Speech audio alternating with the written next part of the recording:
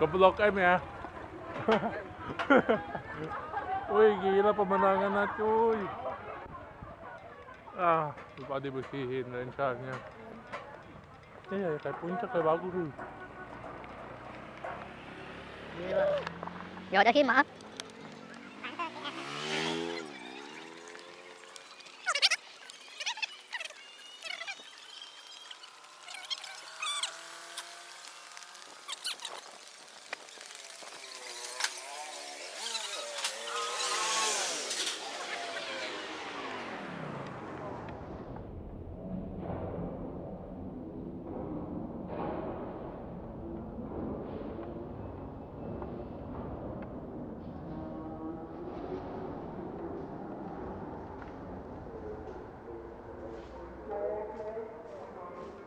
Itu di belakang.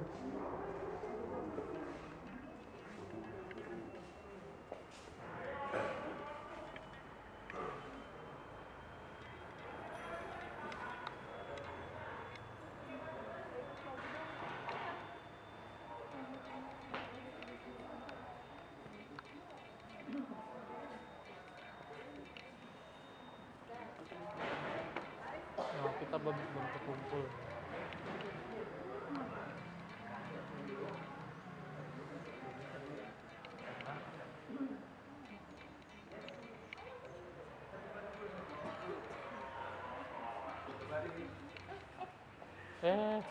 Udah banget. Absen.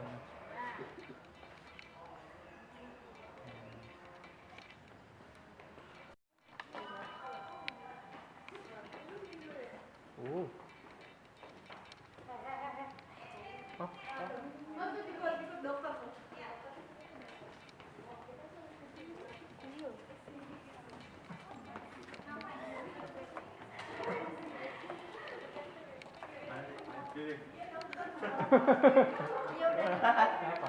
Hei, nggak kayak gitu.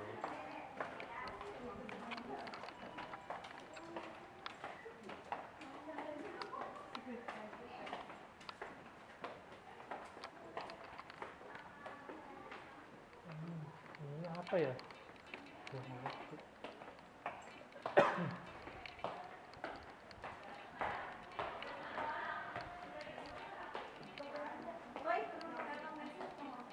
Anamnesis singkatan ya.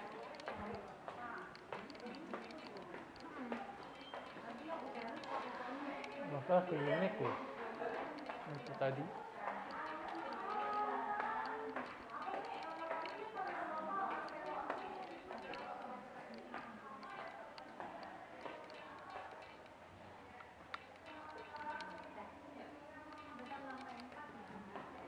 Nasional dari Jepang, Uzbekistan, Prancis hingga Swedia melalui program benchmarking, seminar, dan penelitian bersama. Seluruh pencapaian ini adalah buah dari komitmen dan dukungan penuh Sivitas Akademika Universitas Gunadarma. FKUG terus melangkah maju dengan semangat yang sama, Gunadarma untuk Indonesia.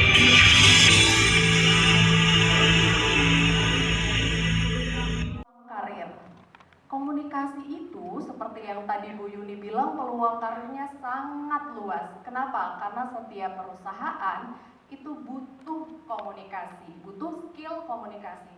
Tapi bukan hanya itu, kita juga bisa loh untuk membuat peluang kerja sendiri. Contohnya wirausaha komunikasi. Banyak kakak-kakak kelas atau mahasiswa kami itu sudah mulai untuk membuat agensi, ya, agensi kecil-kecilan, kemudian bisnis foto dan segala macam. Itu mereka buat dan mereka akhirnya meng-hire orang untuk ikut bekerja. Berarti kan menciptakan peluang kerja bagi orang lain.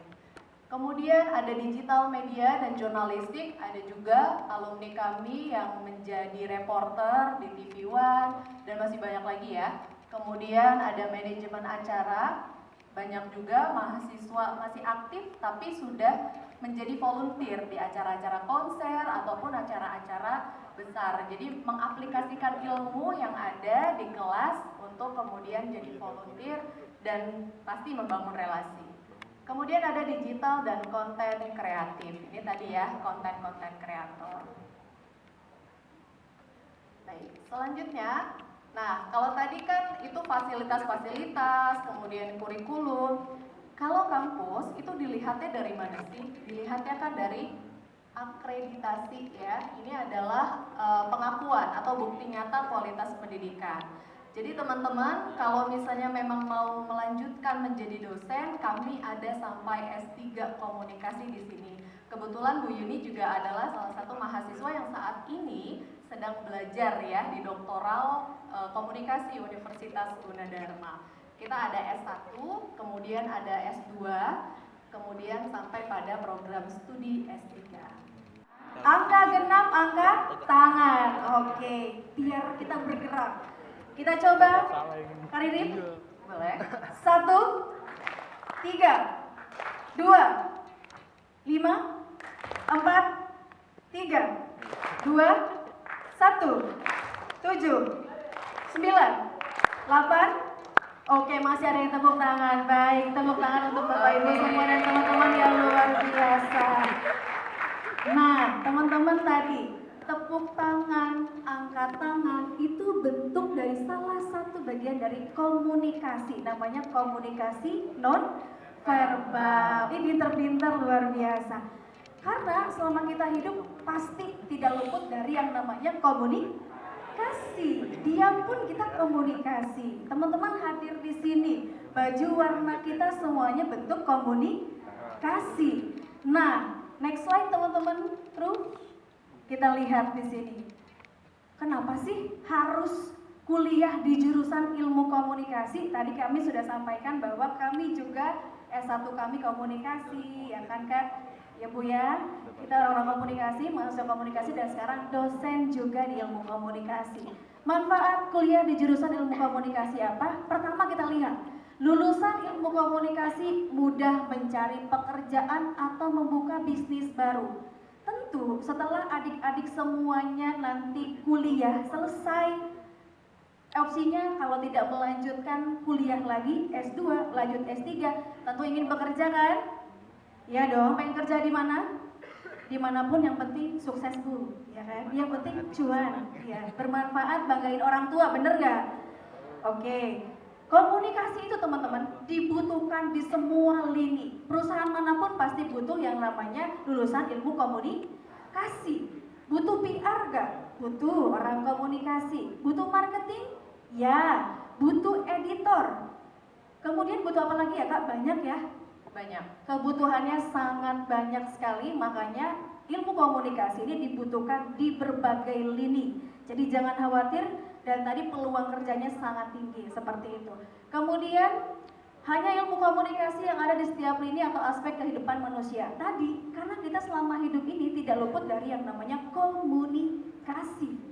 Apalagi di perusahaan yang butuh teamwork yang tinggi, komunikasi yang baik dan lain sebagainya. Terus kemudian bonusnya apa sih adik-adik? Bonusnya biasanya lulusan-lulusan komunikasi itu jarang yang jomblo loh. Percaya nggak? Bapak ketawa nih, Bapak pengalaman ya. Bapak komunikasi bukan? Oh enggak, tapi Bapak komunikasinya baik ya. Baik, kenapa sih jarang yang jomblo teman-teman? Karena pandai membangun relasi, komunikasi yang baik. Kan kuncinya itu ya. Tujuan komunikasi salah satunya apa? Mutual understanding, timbul saling pemahaman satu sama lain. Baik, itu bonus aja teman-teman ya. Next. Menjadi S2. Jadi tidak hanya PTN yang memberikan beasiswa. Gunadarma pun kalau seandainya tahun ini saya memberikan beasiswa 15 prodi. Kalau rata-ratanya saja 20 orang per kelas, maka sudah sekitar 300 orang beasiswa untuk yang lolos tahun 2026 ini. Unggul, boleh dicek, ya. Silakan dicek. Kalau bicara fasilitas, mau olahraga boleh datang ke kampus H, mau futsal, mau volleyball, mau badminton, lengkap semuanya di sana. Ya, ada di kampus H.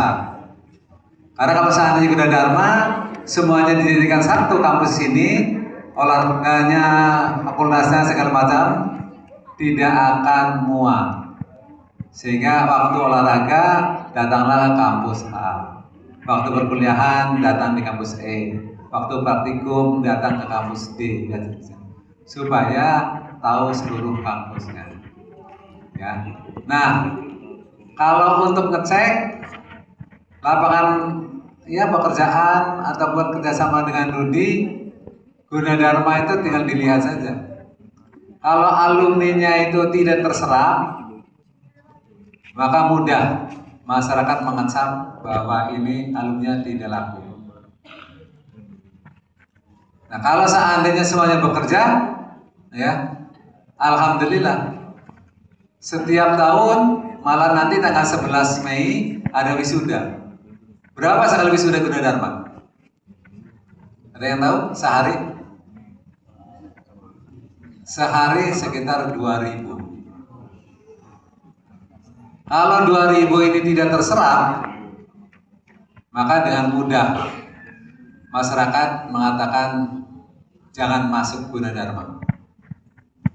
Tapi karena mayoritas terserap, sehingga Gunadarma selalu menjadi pilihan untuk melanjutkan studinya ke jenjang yang lebih tinggi. Tidak hanya D3, S1, S2, dan S3. Itu ya, Mas. Jadi berapa perusahaan tidak perlu disebutkan. Sekarang ada karir, lagi ada UJ karir. Setiap wisuda ada dibuka UJ karir. Boleh dilihat di kampus Depok, ada pamerannya. Ya. Diberi kesempatan. Tapi tidak hanya itu saja perusahaannya. Silakan. Malahan saya minta kalau bisa lulusan Gunadarma itu berwira swasta lah.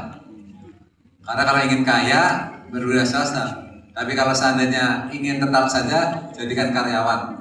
Sampai kapanpun, ya itu aja gajinya. Jangan minta lebih kalau jadi karyawan. Tapi kalau usaha sendiri, mudah-mudahan berhasil dan jadikan orang kaya. Masih ada lagi? Termasuk ketentuan masuk di Gunadarma.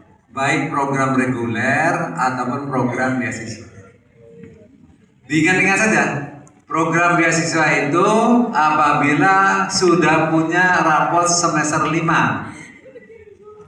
Kapan tuh? Ya kalau di Desember, Januari kan itu kan. Bagi rapotnya kan nggak ada November kan. Desember ataupun Januari. Ya. Kemudian daftar, kalau sudah punya rapot itu ditutup sampai 28 Februari. Ya. Nah yang tahun ini saya sudah tanda tangani, tapi belum diumumkan. Yang diterima pengelola beasiswa. Ya. Lihat di website juga ada.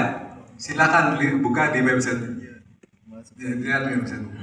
Daftarnya tidak individu. Daftarnya harus kolektif. Walaupun satu tetap kolektif, harus lewat sekolah. Sekolah yang mengirimkan. Yang isi datanya terserah siswa boleh, gurunya sendiri yang isi boleh, tapi harus lewat sekolah supaya tahu bahwa yang merekomendasikan adalah sekolah. Jadi siswa yang sudah lulus sekarang, yang sekarang kelas 2 sudah lulus, tahun depan tidak boleh untuk mengajukan program beasiswa. Oh Pak, saya baru tahu Pak kalau program beasiswa. Iya, karena sudah lulus. Yang belum lulus, yang sekarang 11, kelas 11 naik ke kelas 12. Jadi tahun depan aku untuk kelas 11 sekarang naik ke kelas 12. Yang lain-lain tidak, bukan berlaku 2 tahun, 3 tahun lulus masih boleh enggak? Karena rekomendasinya dari sekolah. Kalau sudah lulus kan tidak bisa rekomendasi sekolah, susah, ya. Sehingga kesempatannya nanti tahun depan untuk program beasiswa. Lihat website boleh, tapi setiap tahun saya selalu memberikan surat untuk informasi tentang pendaftaran mahasiswa baru, baik program reguler, program online, ataupun program beasiswa. Cukup? Jawabannya? Cukup, ya.